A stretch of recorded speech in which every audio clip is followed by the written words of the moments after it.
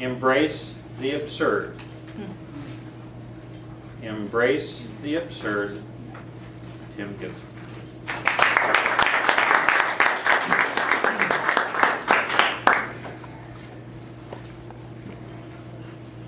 Have you ever encountered a situation that's so outside of your realm of comprehension that you just don't know what to do? It's such an absurd situation that your mind is reeling. What am I supposed to do? I've never encountered this situation before. Let me give you an example. A few years ago, on a business trip to Chicago, a friend decides after work, we're going to go out, he's going to show me the town. We go have a steak dinner, we start hitting the jazz clubs, we're hopping from jazz club to jazz club, and he says, you know, there's a really great club I should take you to. It's a little out of the way, but we're going to take this route over to this location. And we're going down this really dark street. And I'm thinking, this kind of looks scary. I'm not sure about this guy I'm traveling with. Does he know where he's going? I mean, this looks dangerous. Not a lot of street lights. We're walking along the street. There's a lot of big trucks next to us. And suddenly my worst fears realized. Something comes swinging out of the darkness at me. It was not an assailant with a baseball bat, as I feared. It was an elephant trunk. And it was attached to an elephant who was sitting in a truck with snow on his head. And I thought, what an absurd situation. Who would have ever thought walking around downtown Chicago, you'd come across an elephant? So the next day I'm at work, someone says, how was Chicago? And I thought, you know, I'm going to have a little fun with this. So, well, you know, I had steak dinner at Smith & Wollensky's, hit a few jazz clubs, saw an elephant, went by the Sears Tower. Fred says, elephant? Yeah, an African elephant. You know, you see those in Chicago all the time. My wife works at a hospital.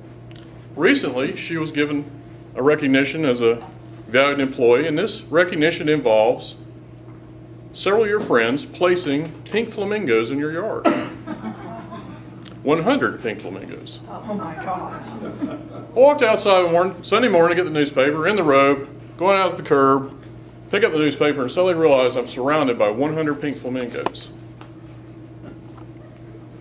Neighbor comes out and says, Tim, what's with the flamingos? And I said, well, they're my private army. And with a conspiratorial tone, I whispered, I'm not sure I can control them much longer. I haven't seen that neighbor in a few years. We live in a neighborhood very close to the Wekiwa Preserve, and occasionally we get what we would call a wildlife encounter. This previous Christmas, I was out in the front yard putting up copious amounts of lights in the yard, and a 400-pound bear walks calmly into our yard, sits down underneath one of the oak trees, and proceeds to eat acorns. While I'm standing there with Christmas lights in my hands, and I'm thinking, wow, this is kind of odd. Don't see this every day. And I think, well, the bear will leave in a moment. He doesn't. He sits there all afternoon.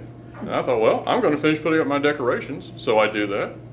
But occasionally, of course, people would drive by in cars, and they would stop, and they would say, hey, it's a bear. So I thought, you know, here's another absurd situation. I'm going to have a little fun with this. So I squinted at the bear, and I said, no, it's my neighbor's Rottweiler. And I said, no, it's a bear. And no, it's a Rottweiler. A few minutes later, another car comes by, same drill. Hey, there's a bear. No, that's our pet bear, Rufus. What do you mean it's your pet bear? Well, we keep him in the backyard. We let him out in the daytime. Don't pet him. He's a little ornery when he's eating. So this goes on all day. We're having a lot of fun with this.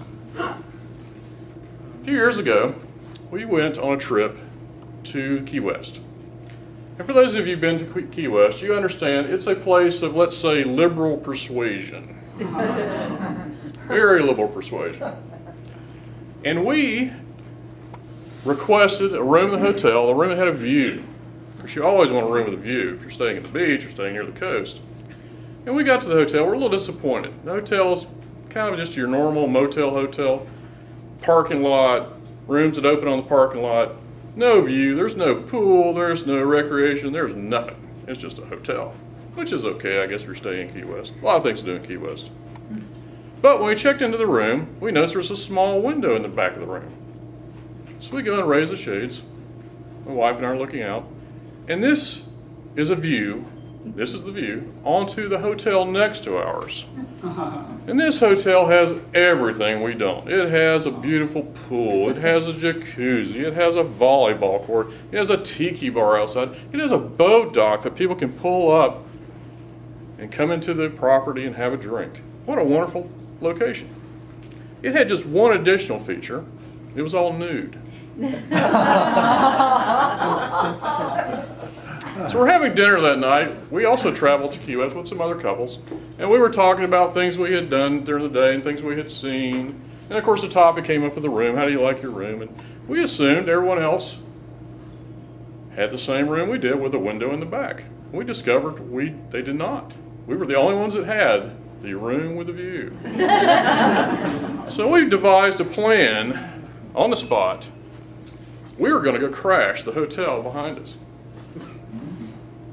Because I was telling them, it's got a pool, it's got a jacuzzi, it has a tiki bar. We can sit there and have drinks and watch everyone frolicking around, playing volleyball, watch the boats come up. It's a great hotel. We just omitted one small thing, small fact, and just said, make sure you bring plenty of suntan lotion. Embrace the absurd. Mr. Toastmaster.